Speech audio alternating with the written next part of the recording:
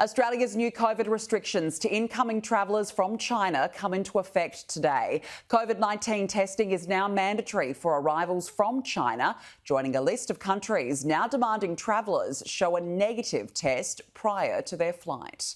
China has vowed to retaliate amid speculation the country is being pressured into being more transparent about the scale of its COVID crisis. The opposition says the restrictions alone won't get the Australian government the information it wants about China's unfolding outbreak. China's foreign ministry has labelled synchronised restrictions being enforced by Australia and other countries as discrimination, vowing to retaliate and reciprocate. We believe that some countries' entry restrictions targeting only China lack scientific basis and some excessive measures are unacceptable.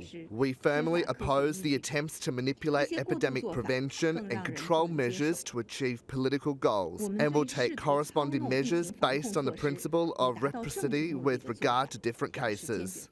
Federal government ministers don't see it as discrimination, claiming to be unfazed by China's threats. It's a matter for China what they decide to do, but this is a modest measure taken out of an abundance of caution, and we think it's the right step to take. And we're doing it as a measure while we wait to see exactly what is happening on the ground.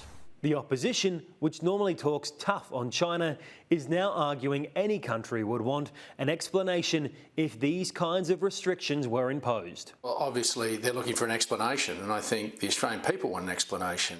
A negative rat test is all that's required from travellers from China, which might slow down travel but won't deliver our government any data about whether dangerous new strains are developing in the country. The question before the government at the moment is why has it made a decision to do something that is not going to either be necessary according to the health advice or going to deliver any outcome in relation to the additional data that it's seeking? Australia chose to ignore local health advice and follow the word of the World Health Organization, which is now pushing Chinese scientists to reveal more data about which variants are driving the current outbreak.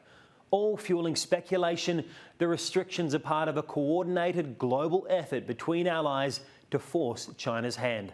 Look, I don't see it precisely like that, but there certainly is a lot of concern about the transparency and quality of data that we see out of China on COVID. Joel Phillips, Sky News, Canberra.